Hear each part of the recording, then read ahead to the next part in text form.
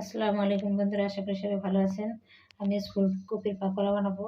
ফুলকপির পাকোড়া বানাতে আমি এখানে যা যা নিয়েছি, এখানে পেঁয়াজ, কাঁচামরিচ কুচি নিয়েছি, আর এখানে আছে হলুদ গুঁড়া, মরিচের গুঁড়া, মরিচ গুঁড়াটা শুকনো মরিচ ভেজে তেলে গুঁড়া করে নিয়েছি, আর আছে জিরার গুঁড়া, ধনিয়া গুঁড়া, এখানে আছে গোলমরিচের গুঁড়া আর পরিমাণ মতো লবণ।